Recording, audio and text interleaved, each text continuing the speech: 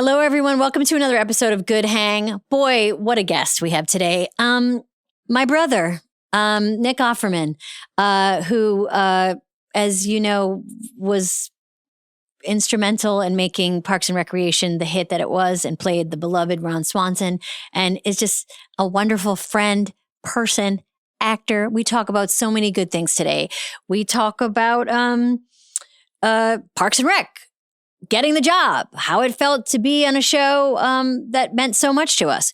We talk about Cleopatra, how he feels about her, and would he hit that? And we also talk about his book, Little Woodchucks, his amazing new book that is out now, and how he feels deeply about how important it is to make things. So please get ready for Nick Offerman. But before we get to Nick, we always do this thing, right? We talk to somebody who knows Nick. We get a question to ask Nick.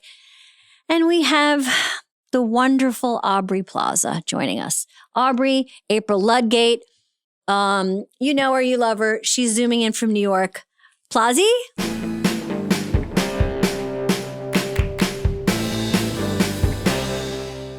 This episode is presented by Allstate.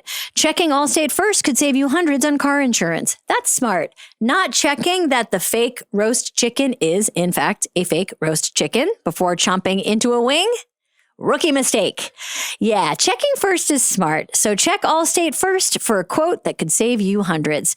You're in good hands with Allstate. Potential savings vary, subject to terms, conditions, and availability. Allstate North American Insurance Company and Affiliates, Northbrook, Illinois.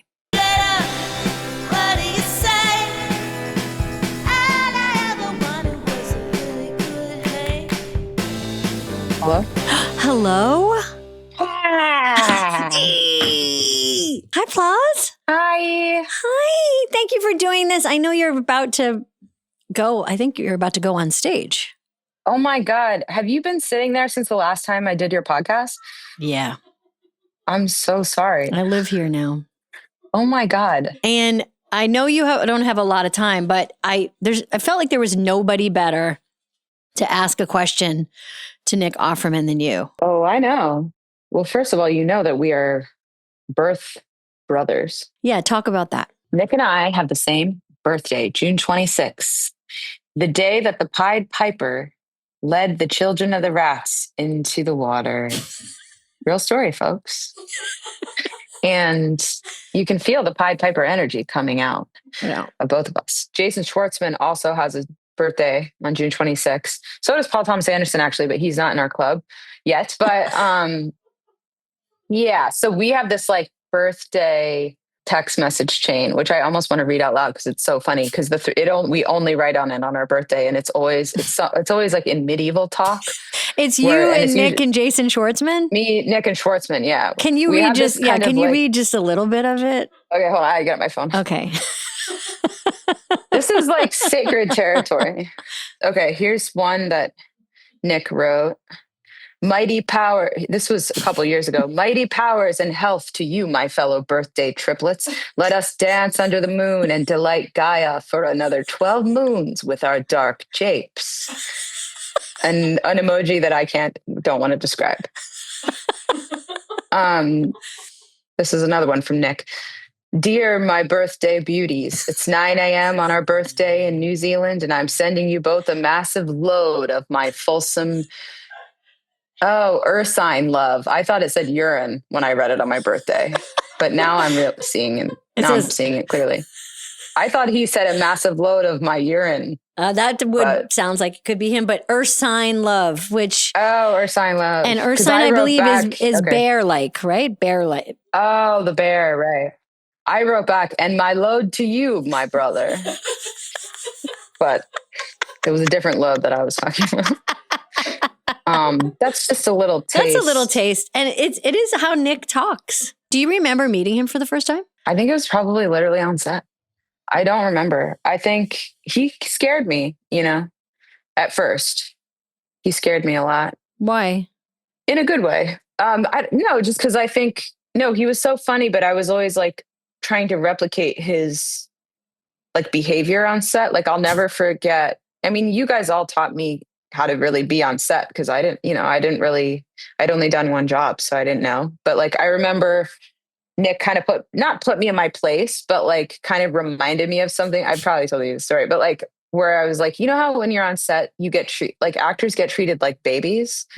And it's such a weird vibe. Like when I haven't worked for a while and then I go back, I'm like, this is so weird. No wonder why actors get so weird, because everyone treats you like a baby, like you can't do anything. Mm-hmm. And I remember like I was just sitting in my little chair or something and I wasn't doing anything for a while. And one of the PAs came up and was like, do you need anything? And I was like, sure, I'd take a coffee or something like that. And then Nick was sitting next to me, like reading a book or something. And he looked over and he went, don't forget that you can get up and get your own coffee. It's right over there. And I know that sounds kind of like an asshole thing to say, but I didn't take it like that. Yeah. I was like, you're fucking right. I was like, I don't need that little PA over there to walk over there in my eyesight and pour me a cup of coffee. I'm like, because you get in that zone on set where you just turn into like a couch potato where you're like, ugh. And it like jolted me. I was like, I'm never going to ask for coffee again, ever. I never have. It's so true. And you never have. And anytime anyone brings you coffee, you just throw it in their face. I slap it on the bottom so it goes, not only the liquid, but the cup right on their forehead. He's so, he is very paternal. And he was very paternal on set. Like when Nick was there, he would know his lines and he loved to goof around, but he wanted to get the job done. Like he was daddy energy for sure. Yeah, he was daddy. But he really did have you both though. You both had such a perfect balance of like professionalism, but fun. And it was a very, very good for me to witness, because it was like I wanted to be good for him and for you. Like I always wanted to be prepared but then also be ready to fuck around. Mm-hmm. And yeah, I loved that about working with Nick. Yeah. And I have to say, like the April and Ron stuff started early. I think it was season 1 when you two started doing stuff together. Mm-hmm. And it was really helpful for both of your characters. It was so helpful. I'm trying to remember. I have one memory of like that. Remember that episode when we were like in the grocery store or something? I think that was one of those early on ones. I think there was an episode in season 1 when he hurts his neck. And Oh yeah. Right? And he's stuck in the chair. Yeah. Yeah. And then I go into I like stand in his office. And I'm like kind of his assistant that day or something. Yeah. And we barely say like anything to each other. Yeah. We just like stare at each other. And then like, it's almost like we were telepathic. Yeah. Both of you are very good at saying little and talking slowly. Exactly. And it's funny that he uses the word earth sign, because he really is like, one could classify him as a bear. He is a bear. Mm-hmm. He's a bear. And he's a man in a very, you don't find a lot of like men who can build things. I mean, in this profession. But I wonder if that's a lie. I don't think he can. I don't think he's actually doing it. It's so weird to say. I've never actually seen him build anything. You ever seen him with a hammer? I haven't. Nope. And I've seen where he does it, but there's other people in there. So true. And he comes in and says, I made this canoe. And it's like, when? Yeah. When? Yeah. When exactly? What question do you think I should ask him? What does it feel like when you jerk off to every episode of Parks and Rec when you're watching? Let's get a real question that I can actually ask him. All right. Okay. I have 2 questions. Okay. 1, have you ever seen a ghost? I want to hear like if he has any like other realm stories. Ooh, interesting. I don't know where he would land on that on the woo-woo scale of being open to that.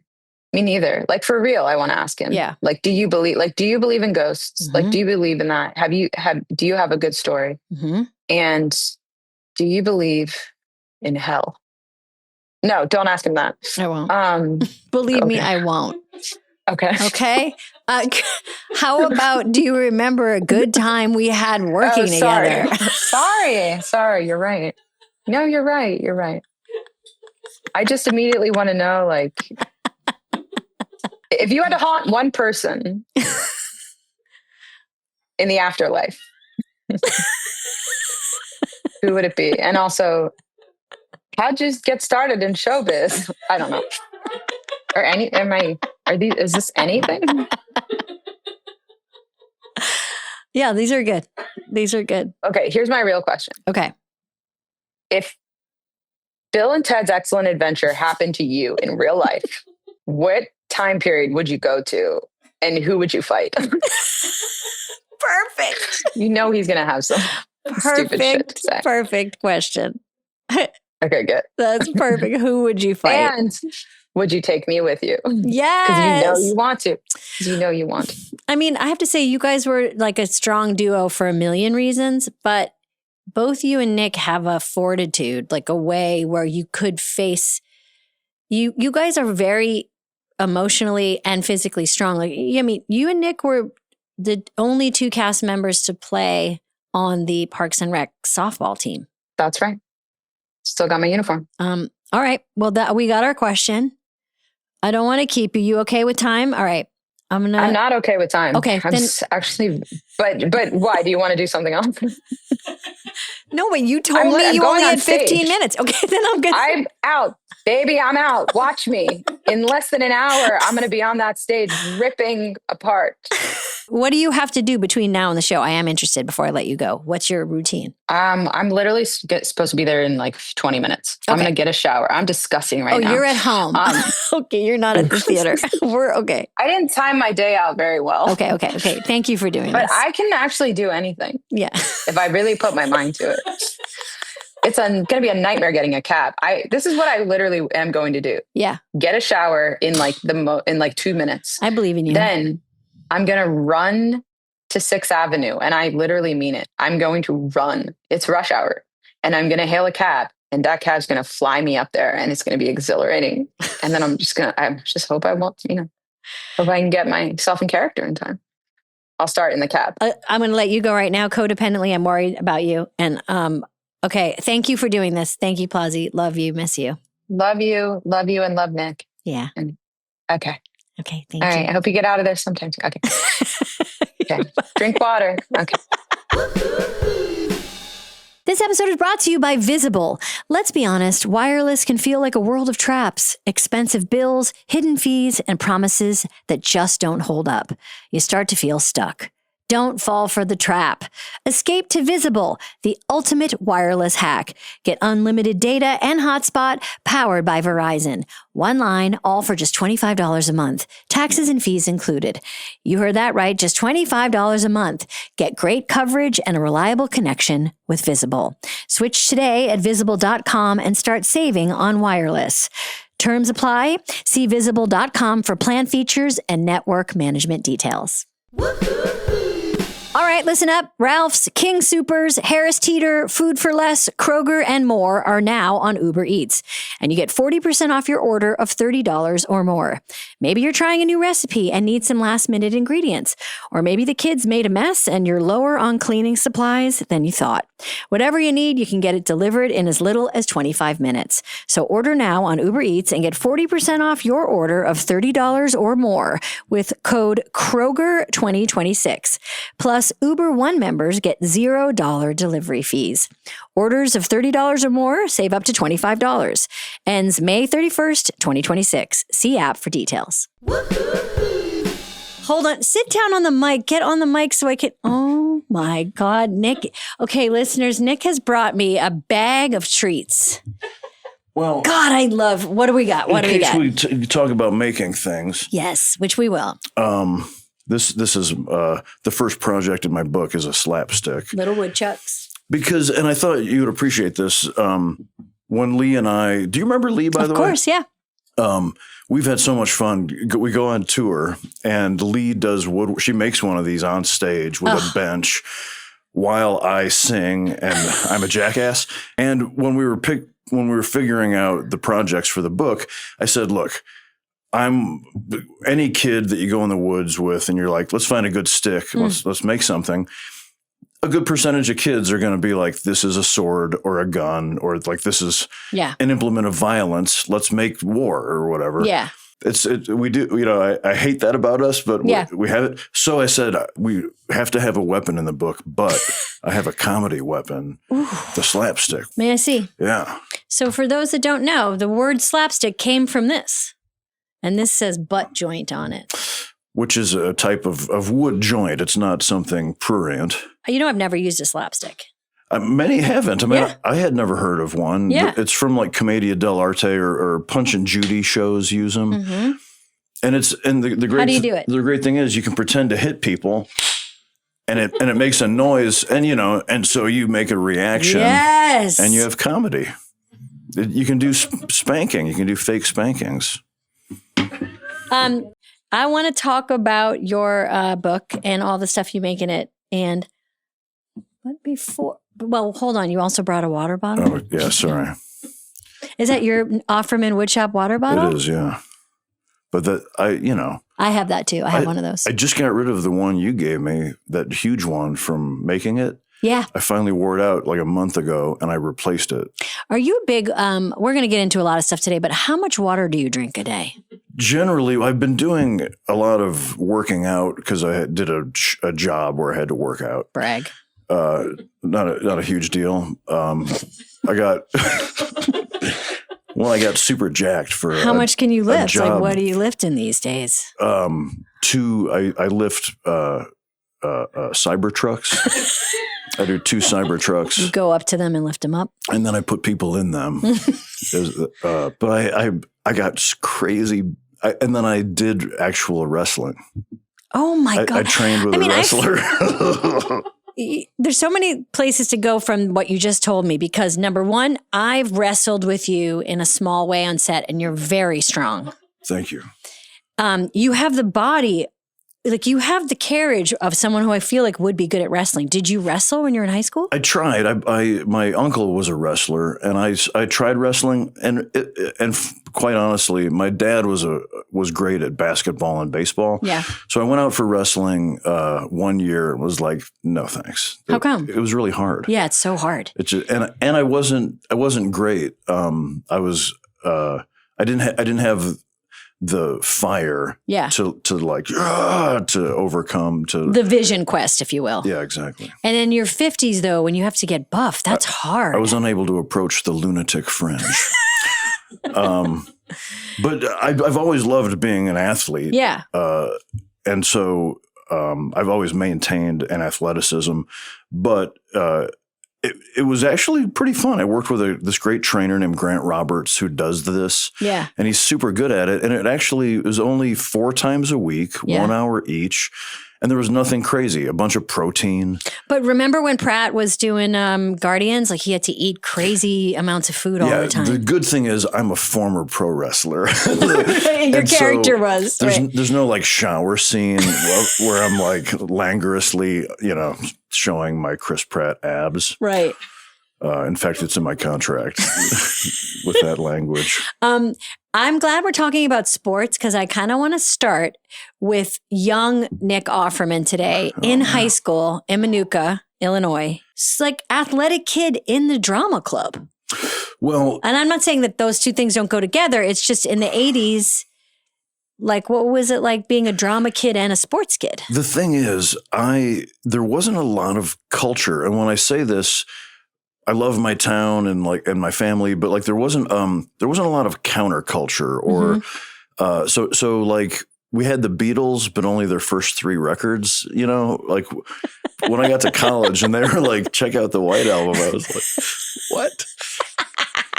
I already loved Please Please Me, and so. The drama kids weren't fully drama kids and the jocks weren't fully jocks. Yeah. Because I think the school and town were small enough and there just wasn't a lot to do. I was definitely a polymath, and I think it was just because I hadn't figured out what I was going to do. Yeah. And so I was just kind of trying everything. Do you remember what made you try out for your first play? Like, I definitely, there's a famous, in my family, there's a famous like a Super 8 movie from our fishing cabin when I was like 11. And it was when you go to the Cubs game and you get a free jersey, 3/4 length, like white body, blue sleeves, Cubs. And on the back was a Keebler Elf tree, and the Keebler Elves sponsored the jersey. And I'm in that jersey, and the camera's going around every family member, and they're all like ducking away from the camera. And it gets to me, and I'm literally going, like just pointing at myself and making faces like you have found. If you have a camera, you found the right. Isn't that funny that like member. you can see that sometimes in people where they like even just your reflection in like the store window or a mirror. Like I used to do commercials on my bathroom sink in the mirror to myself, just like one day. Yeah. Someone's gonna be looking at my face. I mean, Megan had my champion wife, Megan Mullally, had the wherewithal. Big fan. She knew, like when she was a kid, she would sit in her room and do Barbara Streisand records into a hairbrush to the point where she could now she's like a Broadway star because she did that. Yeah. I didn't have any, like I knew I wanted to entertain, and I knew that I loved Jim Ignatowski, Christopher Lloyd's character on Taxi. Oh, yeah. Where I was like, that guy's so weird and like scary, but he's super funny. I feel like that's that's what I'm drawn to. But it wasn't until late when I was trying to figure out where to go to college that I was like, oh, I can try and do acting as a job. And, very early on in your career and my career, we meet in Chicago. And we're both kind of in Chicago in the early 90s trying stuff, just like, trying to get hired. But how do you get to Chicago how do you move there? I had this crazy moment where I took my girlfriend, who was a year older than me, to audition at the University of Illinois for their dance department. And to this day, it's so miraculous. I must have been loitering in the hallway because these two theater students who I then came to know, I don't remember how it started. I wish I had a film of this. They were somehow it was like, hey kid, why are you loitering in the hallway of the theater facility? And somehow we struck up a conversation, and they said they were theater students. And I said, what does that mean? And they said, you can study acting. And I was like, you got to be fucking kidding me. Like, because I told my guidance counselor at school that I want to be an actor. And he was like, that's not available. You can't do that. Wow. And then I said, I want to be a musician. And he was like, come on, what are you going to do with that? That would be really interesting to dig into this guy's forgotten dreams. For sure. Sounds like there was a lot going on with him. But they had told me you can't be an actor. So then I met these students that were like, we're going to the like this great state school. They have a conservatory program. And I said, okay, so you become an actor, then what? And they said, you can get paid to do plays in Chicago. And I was like, I took them by the lapels of their coat and was like, are you fucking kidding me? They told me you can't do that. I heard no one makes any money. I had no idea that this was happening. I just want to say I relate because I didn't know anyone who was an actor growing up. And although I wasn't discouraged in that way, it just didn't seem like a job. It was like, what do you mean? Like be an actor? Yeah. Like it just seemed like that's stupid. And so we meet in the early 90s in the attic of a house. That's right. All I remember is that you always loved to punch me in the arm. Yeah. I have a thing which about... I took as a compliment. Big time. It's a love tap, really. But, I think, and again, this might be revisionist history, but I remember when we met, you felt very familiar to me, even though, we didn't know each other, even though at the time you were in deep character for a play. Oh, right. That's right. Because it was during Clockwork Orange at Steppenwolf. And right. I was riding a big motorcycle and I had a shaved head. I was experimenting with what Nick was going to turn out to be like. I had a shaved head, but I kept the front inch of my hair down into a full beard. And I dyed it different manic panic, like punk colors. Right. So it looked really scary. Really scary. And it is the thing about you that's so great, to to the Jim Ignatowski of it all, which is like you are able to look scary, but you're not a scary person at all. Which I've learned to appreciate. There was a time when I'd be like, "Shut up." Yeah. I'd pull my knife out on you if you said that. Yeah. But and then I'd apologize. Yeah. I mean, I remember talking to you, I guess punching you in the arm. I remember talking about the play that you were in. I remember that company. And, you know, at the time in Chicago, there were like different ways into the same creative experience. I feel like they are kind of a big soup now, but at the time it was very important that like serious theater and then improv and sketch, and they were like never the twain shall meet. I'll tell you something. So this is like early to mid 90s. I was so ignorant even then that if I had no idea that, like, I was a big fan of SNL as a kid. If I had any idea that there was a pipeline to that, you know what I mean? That you guys could get an audition or anything. I had no idea. In fact, I remember just thinking like, you guys make stuff up in a bar? Like what? We're performing works of literature. Yeah. Believe me, we felt that vibe. And we were like, yeah, we know. It's we have some notes. It's 3 hours long. Yeah. I have to say, if I may just digress, you have some of the best posture. Wow, thank you. Of any friend of mine. And it feels like that. Thanks a lot. And that feels like it comes from a core training, you have great posture. I do. I mean, thank you. It's something that I do have to think about, especially after our show. Everything I got offered was like somehow overweight, barbecue master. And it's all these guys in their tighty whities in the mirror crying. One way or another. And the first couple, I was like, oh, this is interesting. And then I realized, I need to stay in shape. So that I can get a variety. That's interesting. Well, you love to transform your bod. I do, sure. You come from a physical body place with a lot of your characters. Yeah. And I do feel like it's, you know, so Ron Swanson on Parks and Recreation had a physicality to him that felt like you understood really early on and played with. And you talked about it a lot. It's really interesting to me. But before we get to that, because I do want to talk about that, let's just talk about you getting that part. I know you've spoken about it a lot, but I think the physicality was part of the part, was like what you understood really fast about him. Because you're right. If you in the wrong hands, he's a joke. He's a total clown. Sure. I'm sorry. I'm being a little moved by, we've never talked about our show. And I also haven't seen our show. Wait, are you crying? No, I'm not crying. Oh. I thought you were going to cry. I was thinking about this pork dish.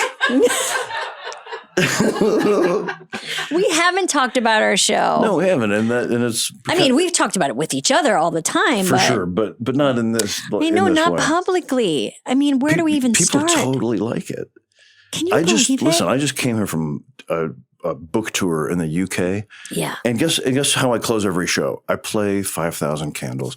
And I had these two sisters named Flo and Joan opening for me. They're these super funny sisters who do funny songs. And I mean, when you say I'm in a theater of 2,000 people, and you just say Parks and Recreation or Ron Swanson, the roof flies off the place. I know. And you're just like, you guys, that was a long time. It was a long, my son just turned 17, which is when we started the show 17 years ago. Holy cow. And I know, think about that. And the fact that people are still dressing up for Ron Swanson at Halloween. And people said that you got us through the pandemic. And people are saying, my kid's just starting it. And like, it's unbelievable.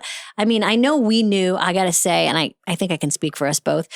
We were old enough, and I don't know, maybe a little, like we knew what we had at the time, you and me. We really did. For sure.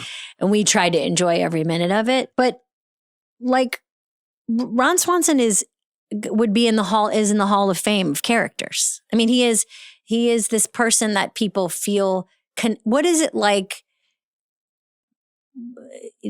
almost 20 years later interacting with that kind of work? Like, how do people interact with you? It's interesting. I mean, mostly, first of all, I'm so stupidly grateful, like from soup to nuts. And also, people are so nice to me and respectful. I think of Ron, like people approach me with a deference and also a little fear. Yeah. But they are really polite to me, where I usually have to say, please call me Nick, or, because they're shaking and they're scared. Like, Mr. Swanson, if I may. Yeah. May I approach may I approach the bench? They do. And, and so I'm, for all of that, I'm super grateful. It's certainly weird too. There are thorns on the rose or pits in the peach of like, Ron's politics or what Ron represented sort of as a paradigm. Some people with poor reading comprehension were like, oh, he's a shotgun guy. Like finally, so they mistook Ron for sort of things they wanted to represent in themselves. Yeah. And usually it was something old fashioned or right wingish, like misogynistic or violent or anything like that. And so that's been weird too, where people love the character. And I've even had people argue with me online where they'll say something about, like, they'll say, Ron definitely would have voted for this jerk. And I'll be like, hang on 1 second. And I'll call Mike, the main creator and writer, and say, somebody said this.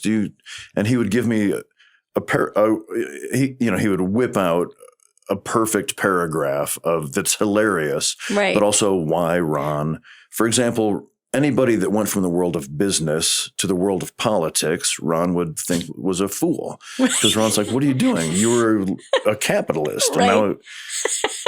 And so then I would, this is back when I used to participate, when social media wasn't just a cesspool. Yeah. But I would go back and say, here's what Mike Schur says. And they'd say, nope. They would say, no, you guys don't know. You guys don't know shit about Ron Swanson. And I was like, well, I'm just going to leave it there. I thought I did, but I guess you got me on that one. Do people come up to you and say, people call me Ron Swanson? Yeah. I get that a lot with Leslie Knope. People say I'm like Leslie Knope. And usually that means, like, to your point, it can mean a bunch of different things. It can mean I work hard and I'm fighting the good fight. It can mean I kind of drive everybody crazy and I talk too much and I'm, like, it can mean a million things. Sure.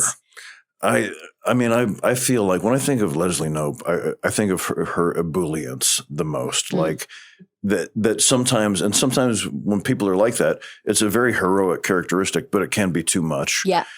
Because you're like, okay, like I'm doing what you asked me to do. And when people say that to me about Ron Swanson, it's like, it usually means they're taciturn. Yeah. Like, and they're like, like I imagine a husband in the grocery store carrying like 112 pounds of stuff. And his wife's like, let's just get a cart. He's like, no, I got this. I got it. Just keep going. And so being too stubborn or like relying too much on. I could just remember us doing scenes together and I would have 100 words to your one. And I would just circle around you in that office, just like, and you would just sit and watch me. And it was like old archetypes of like the, two different animals in the same room, basically. And that was what was so fun, is playing those energies. And then as we got more comfortable, like flipping those energies and having fun with those energies. But like those early days of just being able to just kind of come in and buzz around while you stood your ground was so fun. That was a really fun game. And just picturing that, you describing it and me picturing it made me think there's a giggle of Shauna Malwae-Tweep on BCAM on a scooter. Yeah. And we would always make her laugh and she would slam into the wall behind her. Yeah, the camera operators were in the room with us a lot and they were part of the family for sure. And we would make them laugh. And you don't talk as slow. You talk differently than Ron, but you talk pretty slow. I'm the slowest talking acting. Like, how do you do that? I don't know. Anything that I see myself in, even now, I'm like, pick it up, man. Like, what is your deal? Oh my God, I'm the exact opposite. I'm like, babe, take a breath, dude. I mean, now that I have a podcast, I hear myself and I'm like, and I'm like, whoa. It's weird especially when people like praise some acting work. And I have to watch everything like watching your baseball swing to make, see what's working. And every time I speak my dialogue at this I feel pace. I feel like I can do an impression of you. Can you do an impression of me? I would never want to. Really? I'm going to do you right now to your face. I don't have it in me. Well, I have it in me.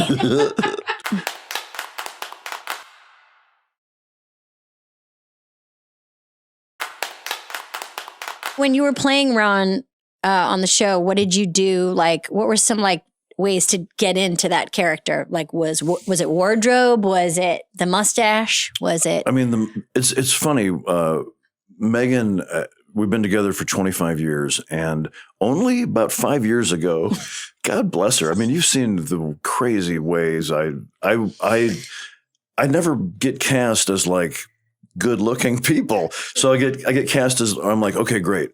I'm going to shave the top of my head off and have like Larry from the Three Stooges hair. And Megan's like, there was one time I was doing a play and she wouldn't let me get in bed because I looked so upsetting. And I slept on the couch for 2 nights before I figured out I could put on a stocking cap. And then I got in. But 5 years ago, she finally said, you know what? I really don't like your facial hair. Oh my God, bless her heart. I know.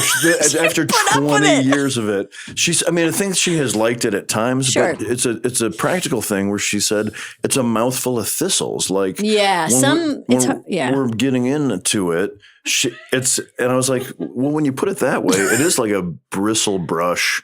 It's like the kind of brush that farmers have to get the mud off your work boots. Yeah. It's a really stiff bristle. And if you have sensitive skin at all and you have a makeout sesh, you can just be totally red-faced. Right. Yeah. And so so now we negotiate.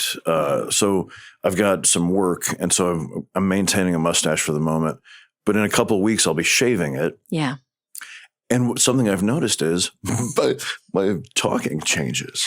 Oh. When I have the mustache, I call it my constipative rictus. It's like a sort of invisible clamp comes over me, and things become more stentorian and more like Sam the Eagle from the Muppets, like where I can feel my brow more. And when I shave, I look 15 years younger, and I just become boyish, where I'm just like, okay, guys, yeah, what's up? But do you give free mustache rides until you shave your mustache? I don't. You've always charged for mustache rides. Charged, yeah. And I've always thought that was rude.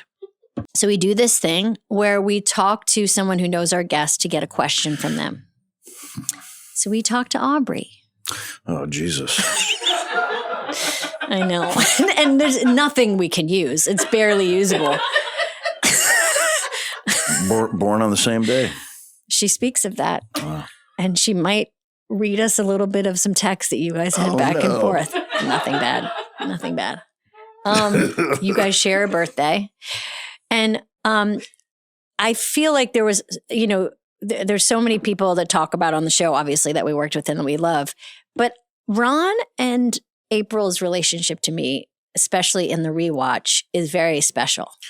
Most of the podcasts so far, I'm willfully not crying. Yeah. By the way. Yeah. Like I know that you would like some crying. I don't care either way. If you just say Ron and April, I know I'm in trouble.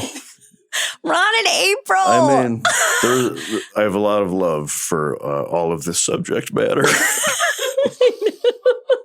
My fucking sweat. Wait, I have tissues. Oh, don't hit me with the slapstick. Look, I have good hang tissues. Oh, those are dope. I'll just keep them here just in case. All right. You were so Ron. No, and but April. Ron and April because if we're going to extend the mommy daddy metaphor, definitely Aubrey/April was our daughter on that show, and both of our characters kind of helped raise her and loved doing it. And by doing it, like any good parent, you learn something about yourself by doing it. Like, Leslie learned that like her kind of pushy ambition, it needs to be replaced with like a gentle listening as to what people want and need from her. And Ron learned what? Ron didn't learn anything. Ron learned what rap music was. Yeah. But what was it like doing scenes with Aubrey? Like, I mean, it was so fun because she, she could meet me in my own game. Mm-hmm. She took because one of the formative things when we started the show was I said to the guys, I mean, I just couldn't believe it. I couldn't believe that they created a part for me. Like I was so aware that if someone had said to me, write your dream part, I would have written something so much stupider because I'm not Mike Schur, Yeah. Like I would have been like, okay, he's got a motorcycle and he always wears t-shirts with no sleeves. Like it would have been like some 12-year-old's version of like, he's like David Lee Roth. And it would have been very superficial. And in my final audition with you, which I had to audition for 5 months to get the job. Wow, I didn't know it was that long. Yeah, it was. It started with Adam and I were brought in to read for a role named Josh. Right. And it was chemistry reads with Rashida. Right. And if you're going in to read chemistry for a TV show, guess who you don't want to walk in the fucking door? Adam Scott, fucking chemistry machine, fucking charisma machine. Believe me, I had to do scenes with him. I was like, this guy. I'm like his plumber if I'm lucky. And gorgeous. Both of you have gorgeous hair, though. They were. And people should know this is your hair. It is, but they also photographed the fleshy parts. But so that was crazy, and that didn't work. And somehow Mike and Greg also were stuck on me. Thank God. I mean, they called my agent and said, it's not going to happen. If you can imagine, we're not going to cast you as someone who Rashida has to kiss. If you can wrap your head around that.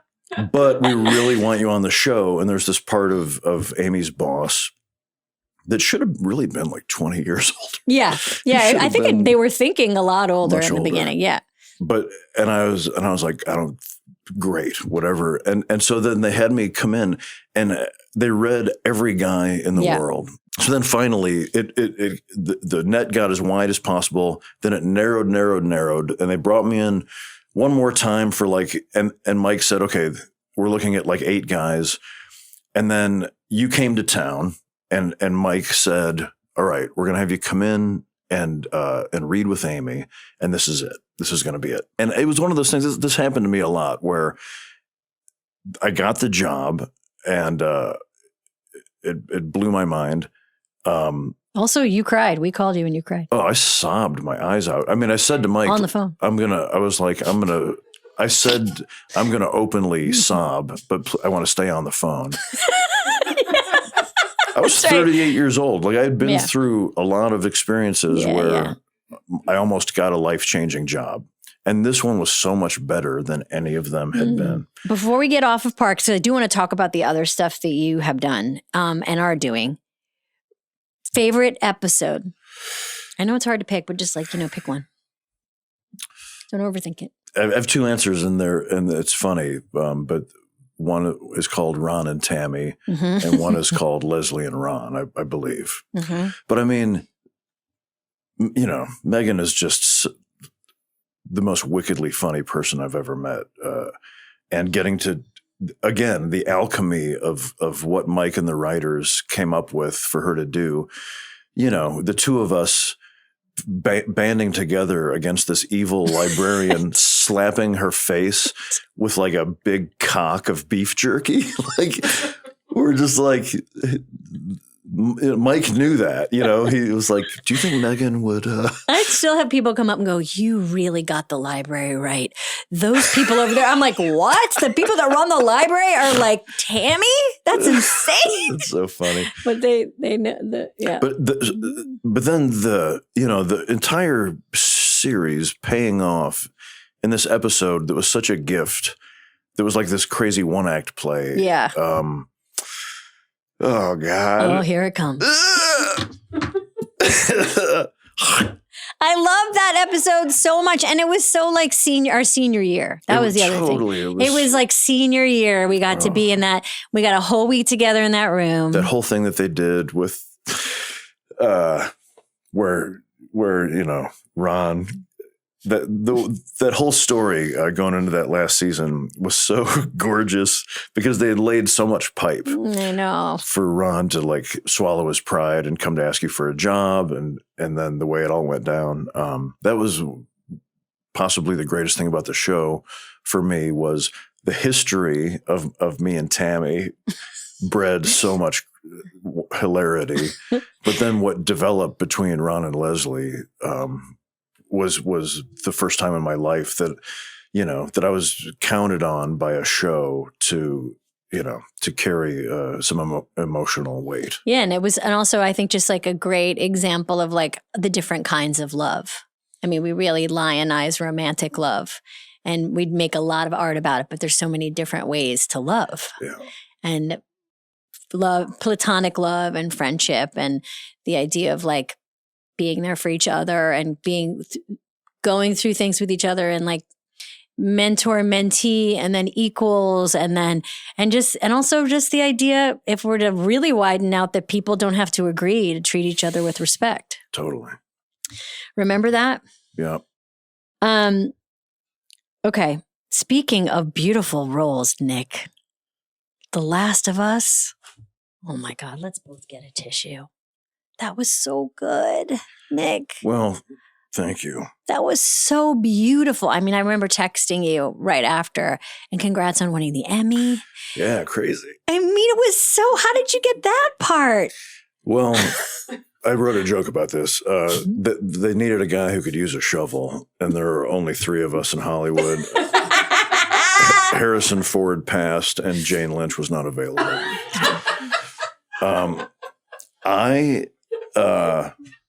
Craig Mazin, who wrote that, I mean, that everyone knew when you read that script, you were like, this is going to, if we don't fuck this up, this is going to win awards or whatever. For many years, my godson had a Little League team, and I sponsored it. It was the Offerman Woodshop Little League team, and Craig was one of my Little League dads. So I was just friends with him from a pretty wholesome place. And we had expressed some mutual affection for each other's work over the years. But he got a hold of me and was like, I'm sending you something and you have to do it. And I read it. And it was funny because Megan and I had just had a talk about that I still to this day, my vice is that I overload my calendar with fun. Cause I have seen that in real time. When we worked on making it together, a really fun show together, you would tell me your year and I would think, this too shall not, this isn't going to hold. Yeah. Too many things. The problem is I love it. Yeah. It's all, but that's my vice. That's my problem. Yeah. And Megan and I had just had a talk about where I was like, okay, I'm going to take a break. I'm going to do less. And this thing came in, and they needed me in Calgary for a month, and I didn't have the month. Yeah. And so, but I read so I had Megan read the script, and she was like, "Guess what, buddy? You're going to Calgary." Okay. I mentioned it. We made a really fun show called Making It about makers and like the process of making it. You have Little Woodchucks, the book that's all about like your guide to tools and tomfoolery, but it is the idea of making things has always been very important to you. You've spoken about it a lot, the spirituality of it, like how important it is for your life, your peace of mind, You work primarily with wood, but all different types of material. Why are you writing? And you've written many, many books. This book is for little people. How do you get little people, young people, to get interested in making things, and why is it important for them to do that? I just took my mom and dad on this book tour with me in the UK, and we were just talking about how they brought me and my siblings up in a house where it wasn't talked about. They just taught us all to sustain the family. Like, part of the family was we make things together, whether it's a meal or, if we are mending our clothing or making firewood, building outbuildings, we gardened. And woodworking is a great way to think about what's this made of? Yeah. And that it's true of everything. Who's making this? Who made this car? Who made these shoes? Who made this pie? Are they having a good time? Yeah. Are they being cool with our resources the way they're making this car, or Yeah, beautiful. I you can feel it in here. It's awesome, Nick. I love it. Thank you. People are responding really well to it because it's great. All of us. I'm a kid who looks at a screen too much. Like, we all understand that, and making things with each other, whether it's your family or your neighbors or your co-stars, is a great way to not look at a screen and still have a delightful life. Can I show you a prop? Yes, of course. The thing sitting in my shop is, so I wanted to make a guitar because I tour and I do songs. And I thought, if I do that with a guitar I made, amazing, I'm done. I can just do that for the rest of my life.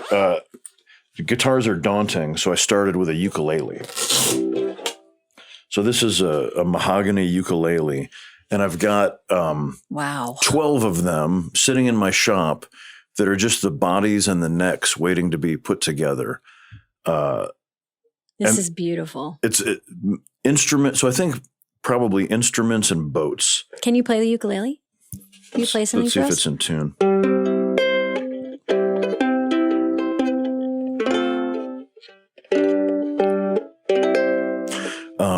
Would you like to hear my ukulele song? Yes, please. Whiskey, you were sent from heaven above, and Ben Franklin said that beer is proof of God's love, but too much of either will earn me a shove from my wife, whom I'd like to stay the husband of. I love beer and whiskey, perhaps a bit too much. Given the chance, I'd fall off a bar stool daily to keep me out of the pub and also out of Dutch. I make things like this soprano ukulele. I'll give you one more verse. Everywhere I go, people staring at a phone, sitting in a crowded room completely alone. It gives me more willies in the twilight zone. Our brains are hooked on that shit like a dog on a bone. Put down your gadget and look me in the eye, so our interaction can proceed more gaily. Silence your tablet and ejaculate a sigh to the sweetly strumming sounds of ukulele. Oh, Nick! That was so good! There's more, but that felt like enough. Now you're going to get me going. Now you're going to get my waterworks going. Okay, we're going to end our interview today with a speed round. And you got the wrong guy for a speed round. I know. I would need you. I should just do one snap or two snaps. Should be all I'm allowed. But you mentioned hot takes and people having hot takes and how we don't really need hot takes. I want your hot takes on history and philosophy. Okay. Because I know you love history. You love philosophy. I'm going to try lightning round today, but I'm going to only ask you questions about history and philosophy. Okay, I'll try to go fast, but it's pretty daunting. Well, okay, I know. Well, don't worry. It won't be hard. Aristotle, smart or weird? Smart. Kierkegaard used different pseudonyms to debate. What would be a pseudonym you would use to debate? Oh, Pilotus. Freud, yes or no? No. I say no too.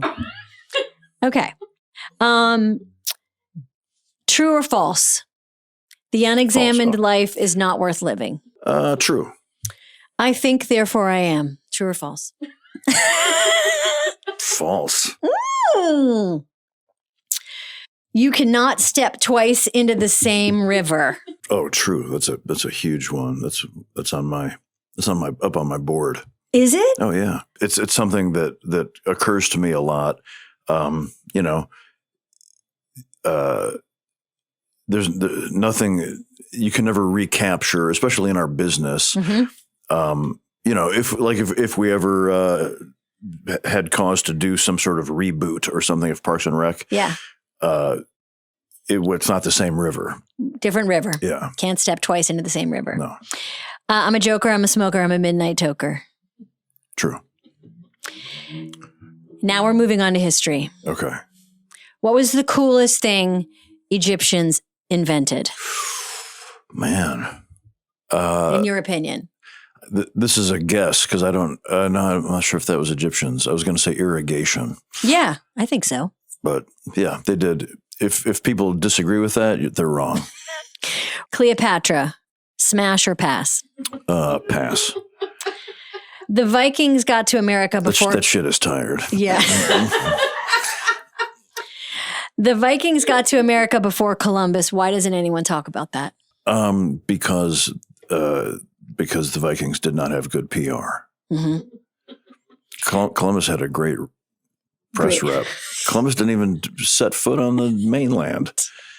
He hit an island. Okay, and now we get to Aubrey's question for you. So Aubrey had a few questions. Her first one was, do you believe in ghosts? Okay. No. But I don't disagree. When people do, I believe them. Ah, well said. Do you believe in hell? No. And if you could go back in a Bill and Ted kind of way where you could get zapped back to any point in history. And this sounds like a good movie. And so you've never seen Bill and Ted? No, I missed a lot of stuff. Oh my God, fun. Yeah. It's a great one. Well, anyway, they zap back in like a time machine. Right? And and they go back and they're just Bill and Ted they're just two dummies. It's like Dumb and Dumber in a time machine. Totally. So what if you could zap back in a time machine to any era, where would you go? Who would you fight? And would you take Aubrey with you? Oh man. Yeah. If taking Aubrey is an option, of course, and weapons are involved, by all means. Yeah. I suppose I would go to the Roman Empire, and I knew it. And I would have Aubrey fight them with her wiles, and I would discover Cumberland sausage and take over the British Isles and become king. Cumberland sausage made people king? In my hands. In this narrative, you'd be the sausage king. Goddamn right, yeah. Guys, we could do this, or follow me. You could try this sausage. Have you heard of caraway seed? Come with me. Why do you love history so much? I don't. Do you? I do. I think because I'm fascinated with what assholes we are, Yeah. But also what incredible creatures we are. Yeah. When you look at the foibles of your own life, and you look at I don't know, a lot of what's going on in our world right now, it's astonishing that the lights are on. It's pretty crazy that a civilization has even lasted this long. Do you believe in aliens? I'm agnostic about all that. It seems like there is probably life in the universe. Yeah. But until I get to shake hands with them, or I don't mean to be racist, whatever their appendages are. Yeah. All of those things. I think there's a lot we will never know as humans, and I like dwelling in that. Mm-hmm. So if there are ghosts or spirits, I don't think hell exists because that's a fiction written in a book by people. Mm-hmm. But that sensibility, whatever the afterlife is, I don't think anyone will ever know what it is. And so if some people are like, I speak to spirits or whatever, I have no cause to disagree with that. Yeah. They just have never talked to me. That's a very Ron Swanson answer, actually. It's a very libertarian answer, basically, which is like to each his own. Yeah. Yeah. Everyone should be allowed, their own trip and to like what they like. And last question, Nick. What are you watching, listening? Where do you go right now to laugh? Right? There are two shows, because I feel like it comes up a lot that there's not a lot of it's not a great time for comedy on television. The big hits like Hacks and Studio, those that make us laugh quite a bit.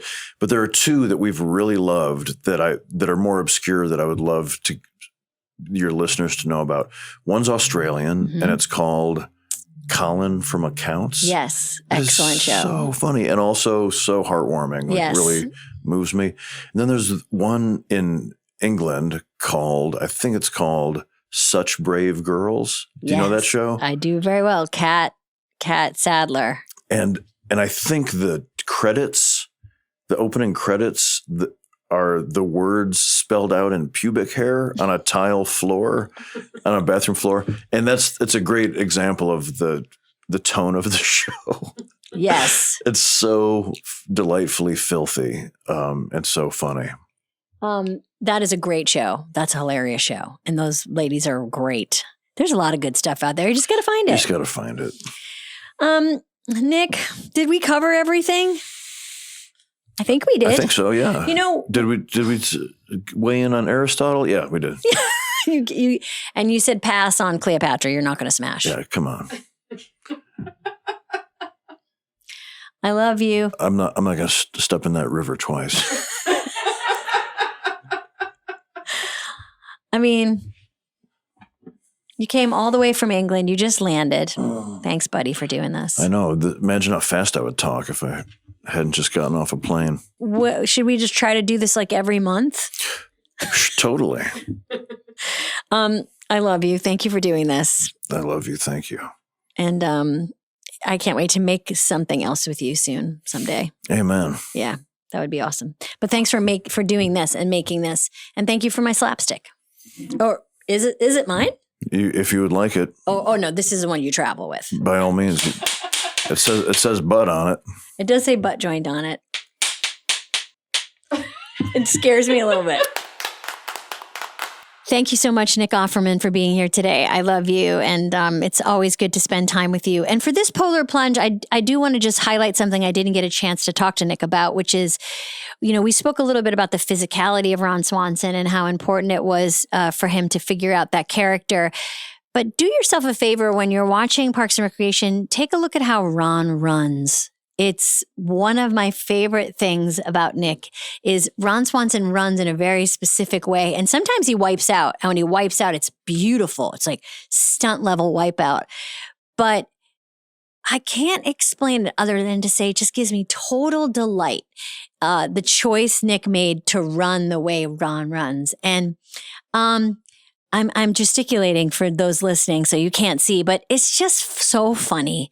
The tucked in shirt, the way Nick sits when he plays Ron Swanson, the way he stares, all of that stuff is just like a masterclass, I think, in comedic acting and probably, what a trained actor learns. And I wouldn't know. But anyway, look, it's a genius at work watching Nick work. And so happy he could join us. Thank you for listening to Good Hang, and we'll see you soon. Bye. You've been listening to Good Hang. The executive producers for this show are Bill Simmons, Jenna Weiss-Berman, and me, Amy Poehler. The show is produced by The Ringer and Paper Kite. For The Ringer, production by Jack Wilson, Kat Spillane, Kaya McMullen, and Aleya Zenieris. For Paper Kite, production by Sam Green, Joel Lovell, and Jenna Weiss-Berman. Original music by Amy Miles.